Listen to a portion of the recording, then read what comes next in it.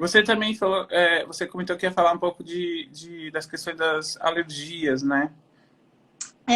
Muitas vezes as pessoas. É muito difícil. Eu nunca tive casos de crianças que fossem alérgicas ao leite materno, né? É É, difícil mesmo. é muito difícil. Acontece, pode acontecer em alguns momentos, né? E aí sempre são indicadas lá as complementações, né? É difícil no começo uma criança se adaptar a uma complementação, porque às vezes prende o intestino da criança, outras vezes solta, né? É um processo bem adaptativo. Não é fácil, né? Essas fórmulas que existem aí, as mães penam um pouquinho às vezes com isso e até ajustar, né? Porque muitas podem desencadear outras coisas, né? Muitas vezes alergia, o próprio refluxo que a criança vem a ter aí, porque são coisas que o organismo da criança ainda está muito vulnerável, né? A receber aí, diferente do que ela receberia do leite materno.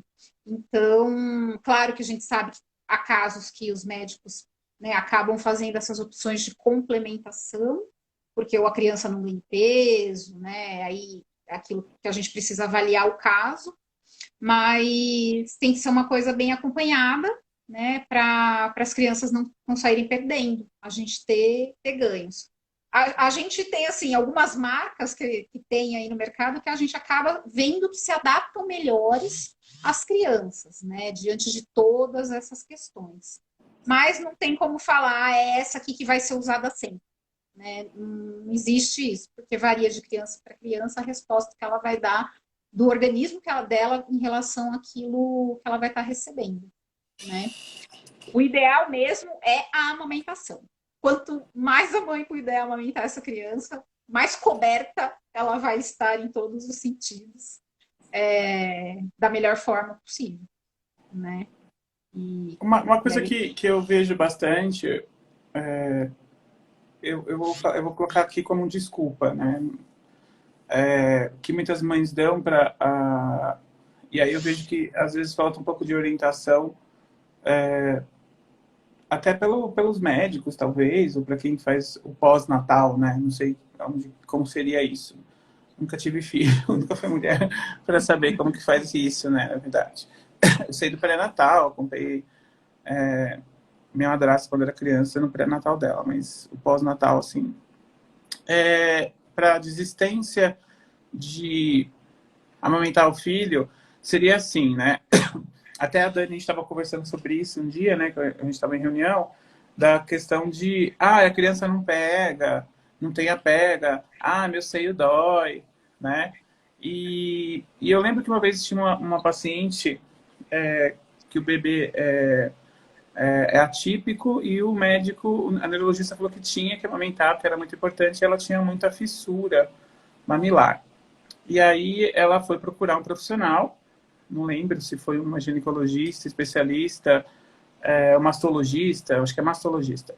E aí ela explicou que, na verdade, isso estava relacionado, podia estar relacionado, no caso ali, era porque, no caso, a minha paciente tinha o palato alto e tinha a língua presa. E isso machucava ela, então ela tinha que avisar. Ela fez um relatório avisando para a neuro que não seria a melhor indicação, porque ela ia continuar tendo as fissuras, então não seria a melhor indicação, né? Que é a questão da língua presa, que esqueci o nome, anquilosia lá, e o palato alto, né? Que é muito, às vezes, típico nesses casos. E aí fez com que ela desistisse sobre orientação médica, né? E tem também, muitas mães acabam se machucando, na verdade, não durante o ato da amamentação, em si quando vai extrair leite e tudo mais, né? O que você pode falar se existem outras condições que possam gerar essa, essas fissuras, assim, sem ser o palato, ou é só isso daí mesmo, aí o melhor é abandonar mesmo? não, às vezes o que acontece é que algumas mães, a criança às vezes proporciona que aconteçam alguns machucados aí no bico da mãe, né? Talvez por uma pega que não está adequada, e aí acaba machucando, e aí viram essas fissuras e tudo A mais. pega No a caso, minha avó falava que a pega tem a ver com a posição que você coloca o bebê. Ela sempre corrigia minhas tias. Olha, não tá pegando porque você não arruma direito. Minha avó ia lá, arrumava o bebê. Ah, agora tá vendo? Tá pegando. Era só arrumar o bebê. Eu vejo muitos dos antigos, essa coisa da posição. Ah, não tá ele não pega, ele nunca pega. Ah, ela não pega, não vou mais dar peito. Aí minha avó ia lá, é que você não sabe arrumar, ó, arruma aqui. Aí arrumava, o bebê. Ah, ela tá pegando, o que a senhora fez, né? E aí eu via que é muito porque se não tiver problema nesse sentido que a gente está falando, é a posição, né? A posição ajuda muito na pega. é o posicionamento, é tudo. O posicionamento da criança é tudo. A criança tá sempre viradinha com o corpo contra o corpo da mãe, é muito difícil ela pegar errado esse bico do seio, né? Porque a cabecinha vai ter um encaixe ali certinho, e aí é muito mais fácil ela sugar sem que ela machuque a mãe. Se a mãe fizer uma forma diferente de pegar essa criança, vai mudar o padrão. E aí, realmente, na hora de puxar, a criança talvez tenha que fazer mais força, né? E aí pode Ela fica meio machucar. inclinada, de repente ela puxando o bico meio inclinado, né? Tem gente que às vezes deita a criança na cama e fica de lado, põe o braço assim. É Sim, eu uma já vi muito posição isso. bem desconfortável para a mãe, e inclusive para a criança não é nada ideal. Então, não adianta, a questão de postura é muito importante, né? Para ter essa pega legal. Essa coisa da língua aí que se falou, né? É o que a gente fala que é o freio lingual. Hoje em dia já se criou uma lei para estar fazendo nas maternidades esse teste que eles chamam de teste da linguinha, né? Que é para a gente ver a pele que tem embaixo da língua, que a gente chama de freio lingual. Quando esse freio ele é muito curto, o que acontece? Ele não permite com que a língua tenha um deslizamento. Então fica difícil a criança fazer o movimento de sugar, porque a língua é como se a língua ficasse presa mesmo, ela não conseguisse fazer o movimento. Então, na maternidade, as fonos já conseguem fazer essa observação. E se esse freio realmente é curto, no próprio momento ali, já é feito um procedimento para soltar, para propiciar que essa amamentação da criança venha a ser o mais adequada possível. E aí ela vai crescer, ela não vai ter problema nenhum com isso no crescimento dela, né? Muito pelo contrário, vai até melhorar, porque lá na frente pode ser que ela precisasse fazer maior essa questão aí de liberação do freio, porque ia influenciar na questão da fala daí, né? A gente Ah, iria ver, legal. provavelmente a gente iria ver uma criança no futuro com a fala do Cebolinha, não consegue falar o L, não consegue falar o R, porque a gente precisa da soltura dessa língua para fazer o movimento.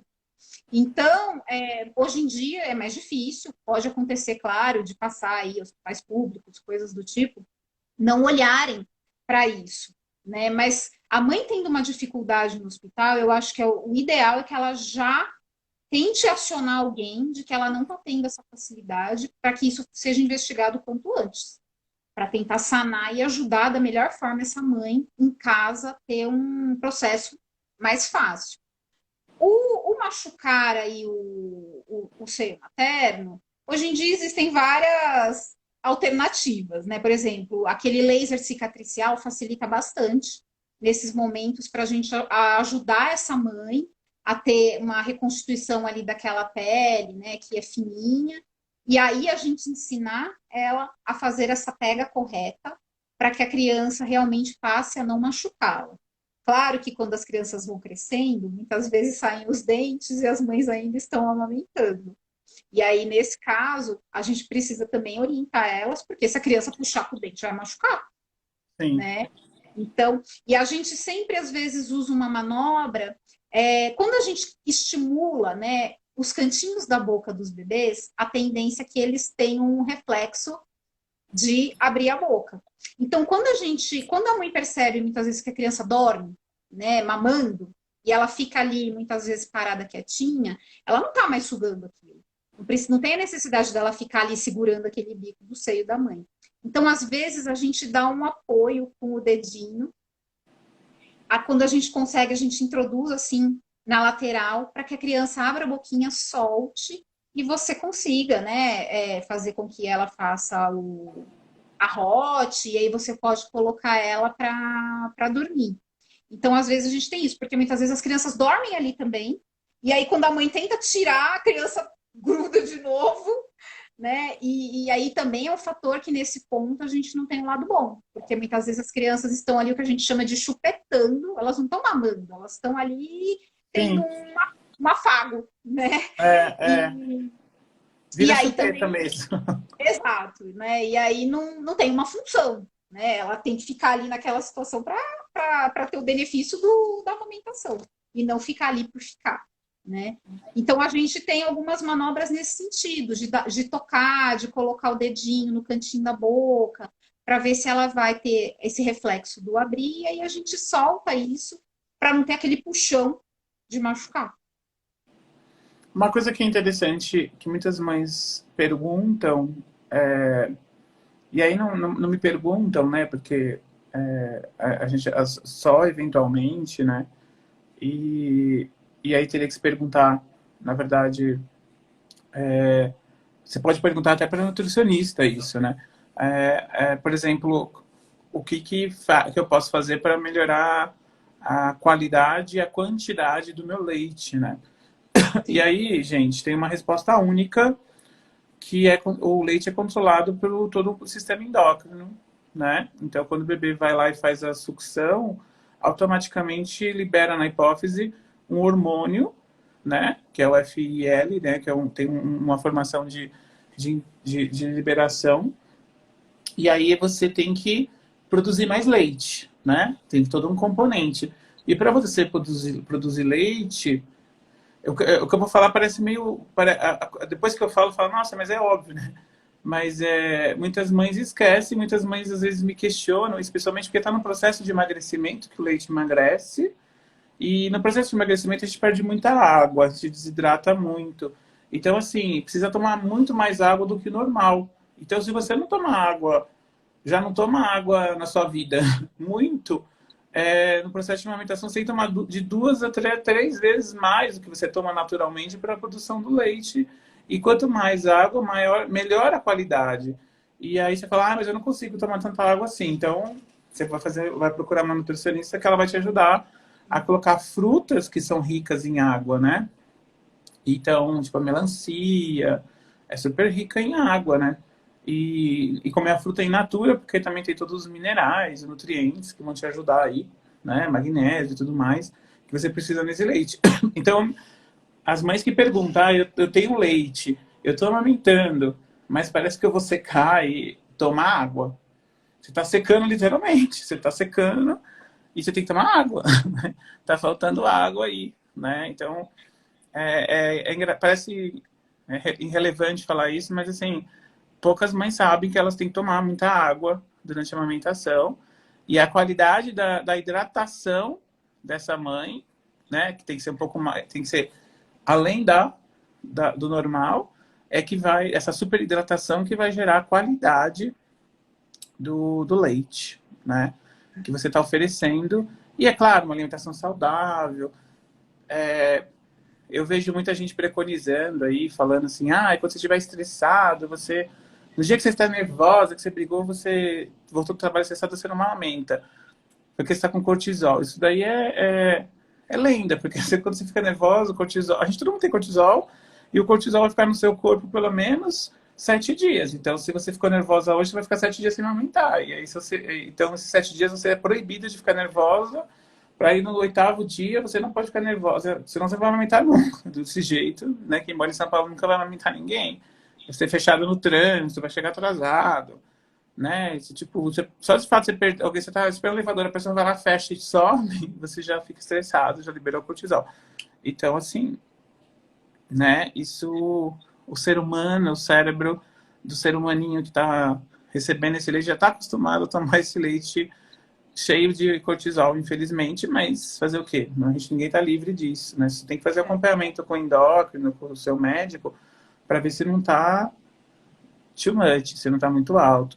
Mas, assim, a dica que eu dou é tomar muita água, né? Sim. Qual que é a sua consideração final, assim, para a gente finalizar?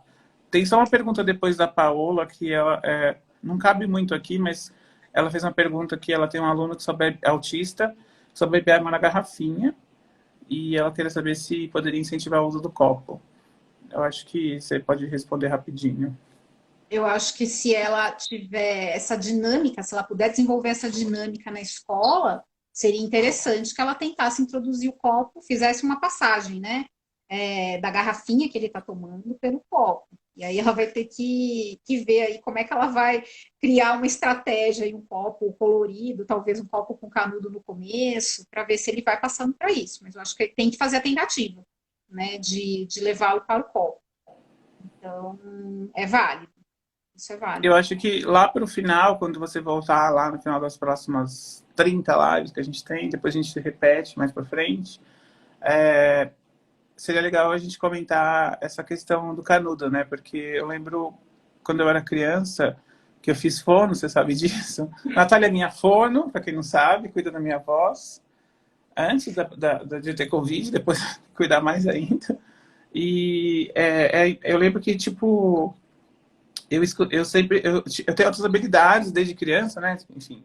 E aí eu escutei a fono falar e eu já ficava, ai, nossa, ela falando pra minha mãe, ó, incentiva ele a tomar as coisas de canudinho para desenvolver não sei o que na boca, né?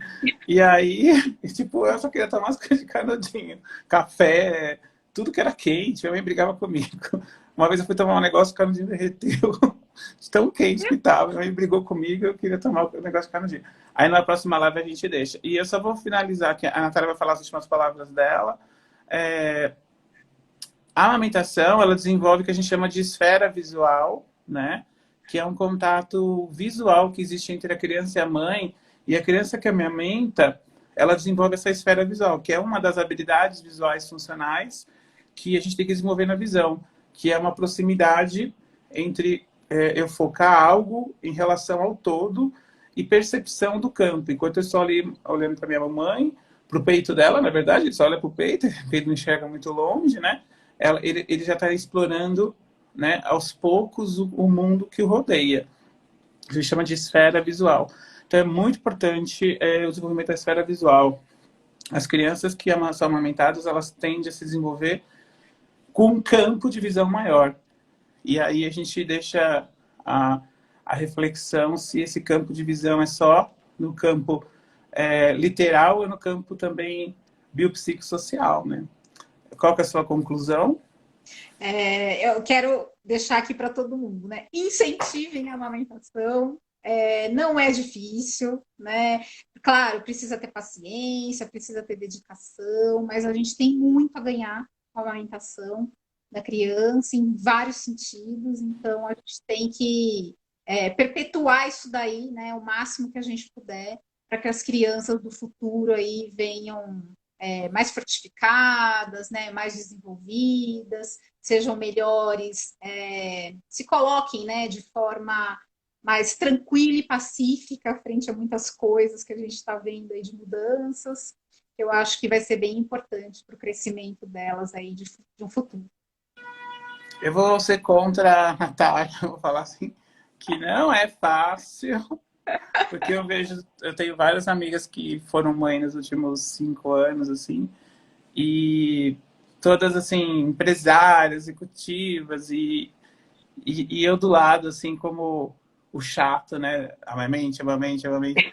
E elas me respeitam como amigo e profissional, e elas... Não foi fácil agregar um retorno ao trabalho, retirar leite, e, enfim, não é fácil, mas, assim, paciência e persistência, que eu sempre falei. Não é fácil, mas vale a pena.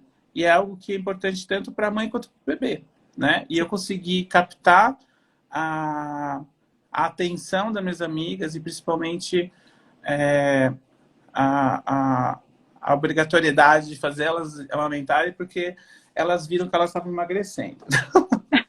Foi aí que eu consegui captar a atenção. Então, divulguem isso para as pessoas. Que mulher adora ver essa palavra, ela pode estar seca e sorricada, mas ela sempre acha algum lugar para emagrecer, então isso vai sempre soar como algo positivo. E aí o bebê sai ganhando, e todos nós, e a gente está... É o que eu estou falando sempre,